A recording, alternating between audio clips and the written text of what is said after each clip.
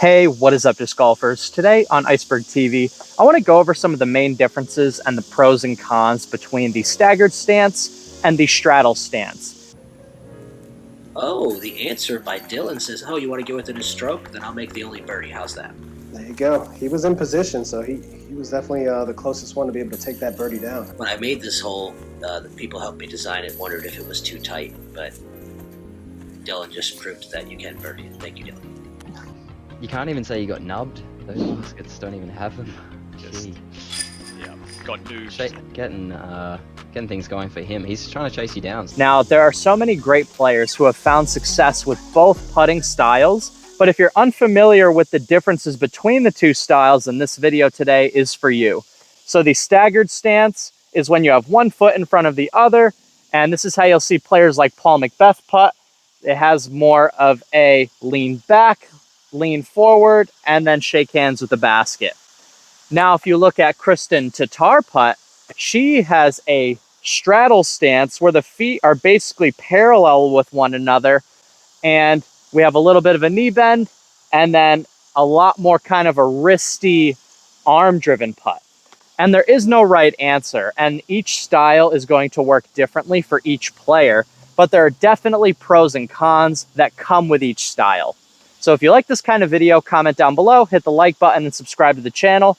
Let's get after it. Now, we're first going to go over into the basics of the stagger stance putt. This is one foot basically in front of the other.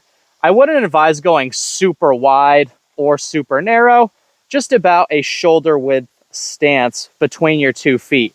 What this stance allows you to do is rock back and rock forward.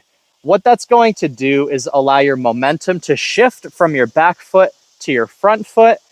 This opens the door to having to use your arm less to generate the same amount of power than if you were not shifting your weight.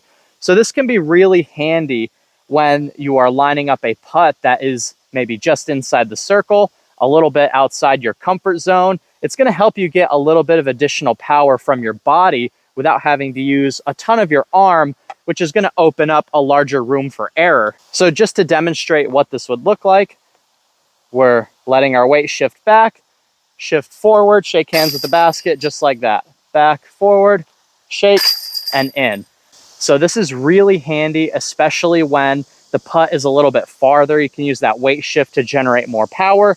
And it's also really handy when you have no obstacles between you and the basket. Now, the biggest con of being a stagger stance putter is this is not a one-size-fits-all kind of putt. Because if I have a lie right here, it's almost physically impossible for me to do a stagger stance putt. So you're inevitably going to have to straddle putt sometimes. So if you find yourself in a tough spot and you need to straddle out, you're no longer able to stagger putt. So now we have to go to that more straddle style putt. And this is one of the biggest drawbacks of being a stagger stance putter, because if you get dependent on that stance and then all of a sudden you have to switch, you're now outside your comfort zone and you have to switch to the straddle anyway. And that can be really tough for a lot of players to make that adjustment, especially when it's unexpected and in a tournament round. Now, the final huge pro to being a stagger stance putter is when you want to transition into learning a step putt, you're going to have a much easier time because you're already in the right position to sort of just line up as you normally would and then just sort of step through the putt. So if you're already a stagger stance putter and you're already used to this motion, all we're doing is now reaching back, stepping forward, and letting it fly like that.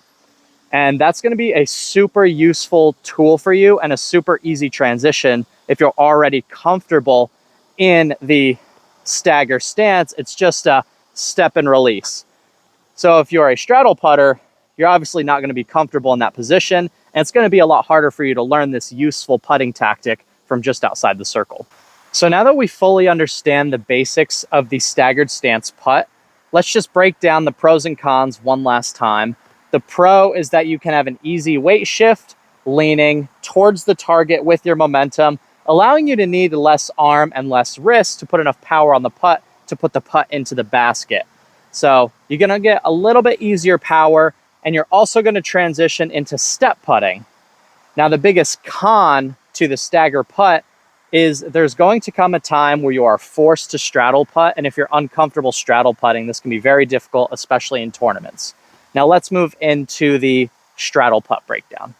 So the biggest difference between the staggered stance and the straddle stance is the foot position. We're just shifting from one foot in front of the other to each foot basically being parallel to one another. This gives us a lot more freedom when we're on the greens to choose the putt we're the most comfortable with. That stagger stance kind of puts you in a box to have to stand a certain way. Now, if we have a lie right behind this tree here and we're a confident straddle putter, we can be here. We can be here. We can stand wherever we need to behind our lie and get ourselves whatever look we want that we're the most comfortable with. So we have sort of freedom to position ourselves to where we want to be on the green to have the best chance at making the putt. Now, the biggest downside to the straddle putt, we can get that momentum shift a little bit with the hips, but it's nothing like that weight shift that we get on the stagger putt. So that's going to require us to use a lot more wrist and a lot more arm to drive the putt into the basket. And I really feel that difference, and I like to really increase my drawback to make sure that I get enough power on each and every putt. And that's the biggest problem with the straddle putt, is now that we have this up and down momentum with our body, the high and low misses become a lot more prevalent. And when I miss so many straddle putts, just like I did there, just hitting off the band. So with the stagger stance, you're going to see more right and left misses. And with the straddle, you're going to see more up and down misses. And if you're a straddle putter, you know that that's sort of the double-edged sword. You have all that mobility on the green, but you find yourself missing up and down fairly consistently, probably. The biggest benefit to being a full-time straddle putter is now once you find yourself behind an obstacle, you're ready and you're comfortable to just kind of pull up, take the obstacles out of play, and knock down your putt.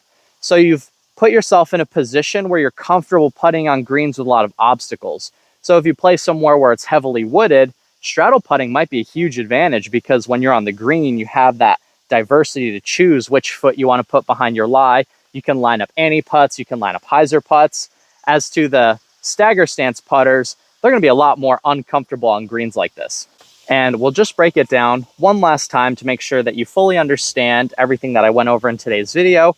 Pros and cons of the staggered stance putt. We can get a little bit easier power. We can get that really nice weight shift. We don't have to use our arm as much for all those reasons. You can also much more easily transition into the step putt, which can be a really deadly technique for any circle 2 or circle 3 putts. Also a very useful shot for up shots. And the biggest con is there's going to come a time and point where you have to straddle based on your lie. And if you're not practicing the straddle, then you're going to be uncomfortable in that position. Now, the pros and cons of the straddle putt, again, pretty much the polar opposite. It's going to be a little bit harder to generate that power because you're getting more of an up and down motion with your lower body as opposed to a forward and back motion. With the forward and back motion, we're moving towards the target. And then with the up and down motion, we're just kind of playing with the height. And we're getting a little bit more height more easily. But again, that opens up the opportunity to miss up and down a little more often than you would than if you were moving forward and back. And that is a big con, but the massive pro is the level of versatility that you're going to have out on the green. You find yourself with a tough lie and you're staring down the basket. You're going to be comfortable moving wherever you need to move to have an open look. And if you're a full-time straddle putter, then you're going to be so much more versatile in those kind of situations. But another con, it's a little bit harder to generate the right power because we don't have that forward and back. We have the up and down. So again, high and low misses, they're going to happen sometimes.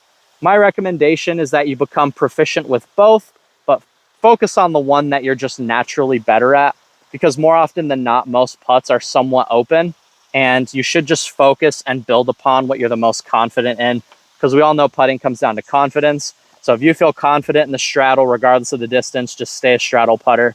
If you're confident in the stagger, just straddle when you need to and improve on those shorter straddle putts to make sure you're at least not missing the easy ones.